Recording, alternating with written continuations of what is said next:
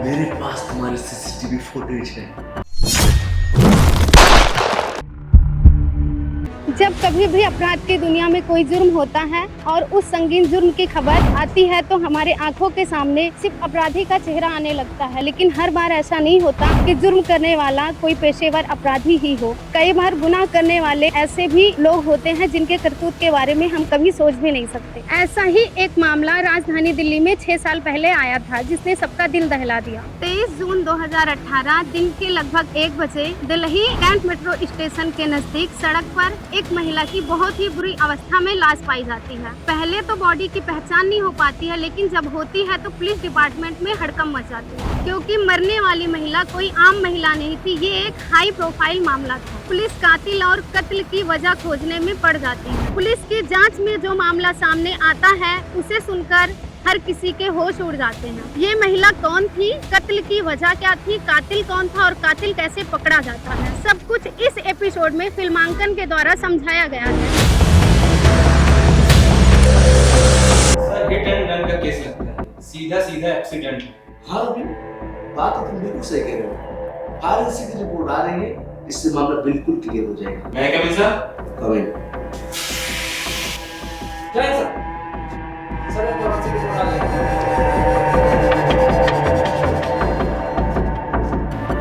जय सर।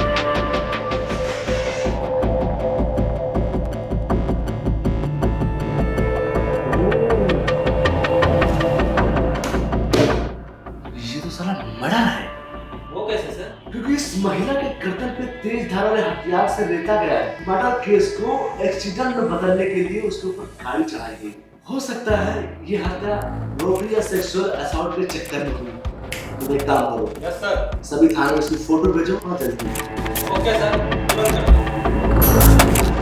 मगर पुलिस के आगे की जांच में पाया जाता है कि महिला के पास जो भी गहने थे उसमें से कुछ भी चोरी नहीं हुआ है और महिला के साथ कोई सेक्सुअल घटना भी नहीं हुई। महिला के पास कोई भी डॉक्यूमेंट या फोन भी नहीं था। महिला के चेहरे की बहुत बुरी हालत होने की वजह से कई घंटे होने के बावजूद भी महिला की पहचान नहीं हो पाती। पुलिस की यह कोशिश जारी ही थी कि नारायणपुर पुलिस स्टेशन में अचानक 4 बजे एक व्यक्ति आता। ये आदमी था इंडियन आर्मी का मेजर अमित द्विवेदी। जो औरत का मर्डर हुआ था वो मेजर अमित द्विवेदी की पत्नी थी। ऐसा अमित द्विवेदी ने पुलिस के पास जो फोटो थी उसे पहचान कर बताया। और फिर क्या था, पुलिस ने अमित द्विवेदी से पूछताछ शुरू कर दी। तो अमित जी, तो आपको क्लियर है कि आपकी पत्नी थी? जी, मैं कंफर्म हूँ, ये हमारी पत्नी है। आपकी पत्नी का मर्डर हुआ है, क्या आप किसी पर शक है? क्या? हे भगवान।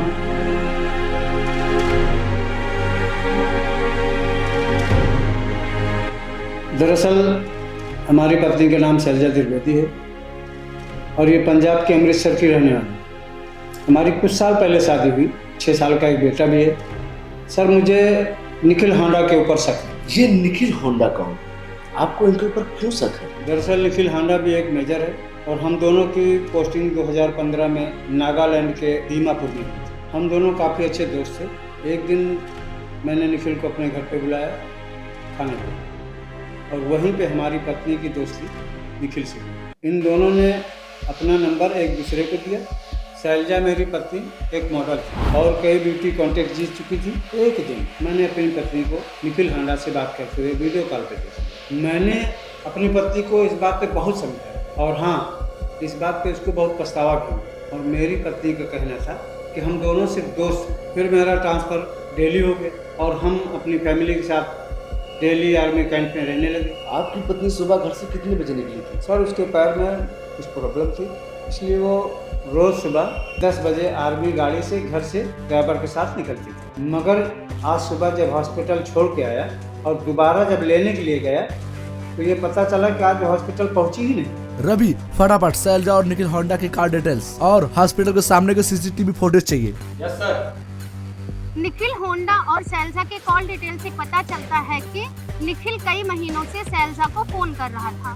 जिस दिन ये घटना हुई है लगभग सुबह 10 बजे से 12 बजे तक लगातार निखिल होंडा और शैलजा की बात हुई।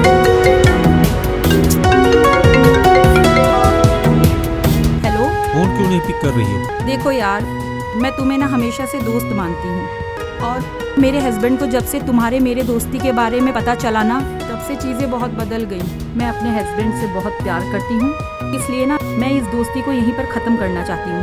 अच्छा ठीक है, प्लीज एक लास्ट बार हमसे मिल लो, जो भी होगा मिलकर डिस्कस कर लेंगे। ओके, मैं कल हॉस्पिटल के लिए जाऊंगी फिजियोथेरेपी के लिए, तो मैं तुम्हें वहीं पर मिलूंगी और इस दोस्ती को मिलके हम दोनों कोई सोल्यूशन निकालते हैं। Okay bye. Okay bye. और जब सीसीटीवी फुटेज चेक होता है तो उससे पता चलता है कि शैलजा अपने कार से उतरकर हॉस्पिटल के बाहर ही रुक जाती है और एक कार से एक व्यक्ति उतरता है और शैलजा से बात करता है और शैलजा उस व्यक्ति के साथ कार में बैठकर चली जाती है। जब सीसीटीवी फुटेज में अमित द्विवेदी देखते हैं तो कहते हैं ये मेजर निखिल होंडा ही है।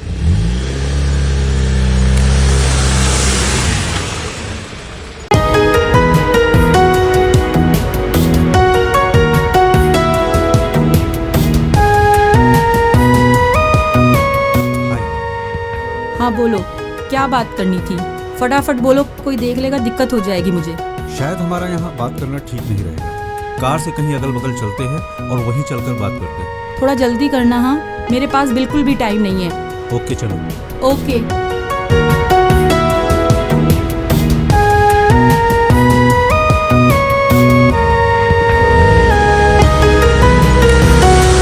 क्या कहता है तुम्हारा हस्बैंड? वो कहता है तुमसे बात ना करे।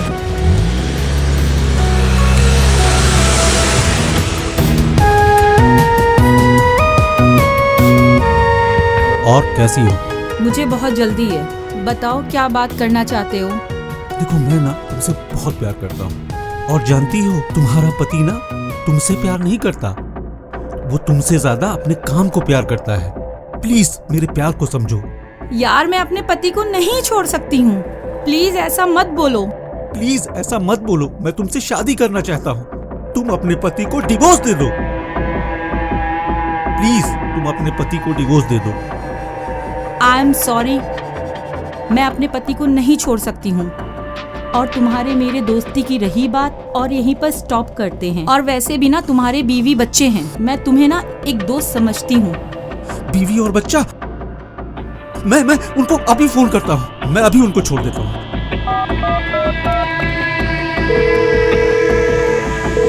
हेलो, तुम्हें मैं डिवोर्स देके अभी शादी करने जा रहा हूँ। आप पागल हो क्या? ऐसा थोड़ी ना होता है। वो तुम जानो, तुम लोग देख लो। हमारे बच्चों का क्या होगा? ये मेरा आखिरी डिसीजन है। बाय। तुमको क्या लगता है ये सब करने से मैं मान जाऊंगी? अगर तुमने मेरा पीछा नहीं छोड़ा ना, तो आर्मी में तुम्हारा शिकायत करके ना मैं तुम्हारा कोर्ट मार्शल करा दूंगी, समझे तुम? तुम मेरे बारे में ऐसा सोचती हो?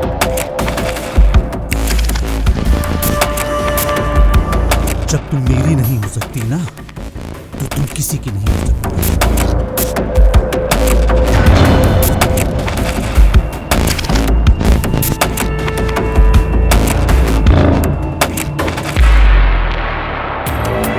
तुमने ये क्या किया?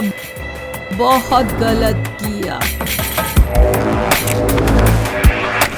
मैं तुमको मारता नहीं, मैं तुमको बहुत प्यार करता था, बहुत ज्यादा प्यार करता था, मारता नहीं। लेकिन क्या करूं, अगर तुम मेरी नहीं हुई कैसे मैं किसी और के पास जाने दे सकता था तुम्हें? वो तुमको प्यार नहीं करता था यार, वो प्यार सिर्फ मैं तुमको करता था। प्लीज बुरा मत मानना है, बुरा मत मानना, मुझे मानना पड़ा। I love you. अब मारा है तो क्या करूं? अब तुम्हारी बॉडी शहर में लेके मैं चारों तरफ भटकूंगा तो लोगों को शक हो जाएगा। एक काम करता हूँ, मैं तुमको रोड पे लिटा के तुम्हारे ऊपर गाड़ी चढ़ा देता हूँ। किसी को शक नहीं होगा, किसी को नहीं। बस तुम्हारी बॉडी को उतारना है और को चल देना है। पुलिस को और सबको ये लगेगा एक्सीडेंट हो गया है। फिर तुम स्वर्ग में आराम से रहना और मैं यहाँ पे, और जब तक मैं नहीं आऊंगा ना मेरा वेट करना। साला तेरा पति भी ना बहुत उचकता था। अब उसको पता चलेगा मेरे तुम्हारे बीच में बाधा बन रहा था साला। अब तुम मर गई ना, अब कुछ टाइम बाद मैं भी तुम्हारे पास आऊंगा, फिर वहां दोनों मिलके आराम से रहेंगे। I am so sorry.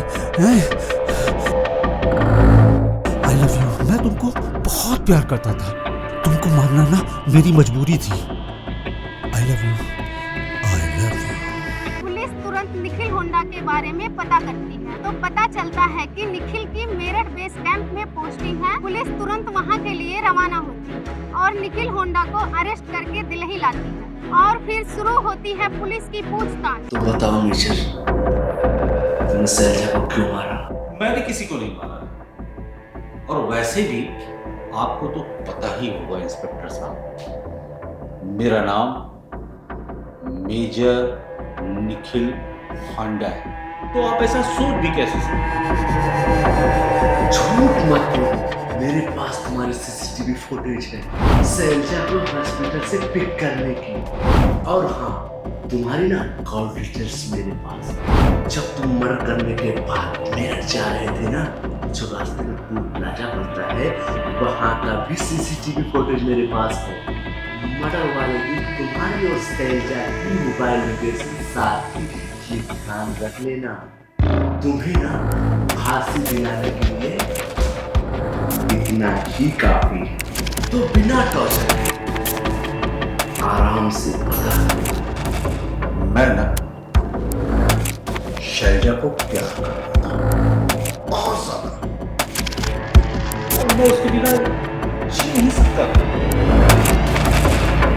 जब उसके पति को मेरे और उसके बारे में पता चला ना, उसने बात ही करना बंद कर दिया मुझसे। तभी मेरे दिमाग में एक प्लान चलने लगा और मेरा दिमाग ब्रिंग ब्रिंग करके घूमने लगा। मेरे लाख कोशिश के बाद मुझसे बात करने के लिए तैयार ही नहीं। मैं क्या करूं? मैंने ना प्लान क्या बनाया सर? प्लान। बस मुझे पता चला कि वो फिजियोथेरेपी के लिए कैंट हॉस्पिटल जाती है। बस उसी टाइम मेरे दिमाग में ना चलने लगा। मैंने ना उसको लास्ट बार फोन किया और मिलने के लिए बुलाया और वो मान गई। उसी टाइम मैंने सोच लिया था, अगर वो मेरी हो जाती है, वरना मैं उसको मार दूंगा। मैंने ना उसको बहुत मनाया। सर जी, मैं बता रहा हूं, मैंने उसको बहुत मनाया, लेकिन मानने के लिए तैयार नहीं थी। क्योंकि सर जी, जो चीज मेरी नहीं हो सकती ना,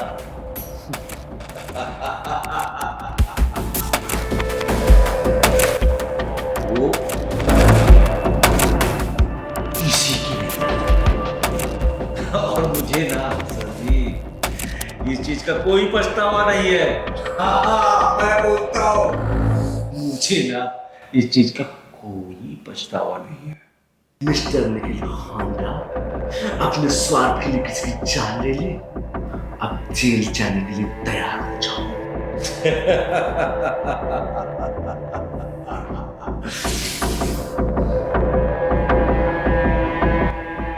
मुझे कोई फर्क नहीं पड़ता है, जेल हो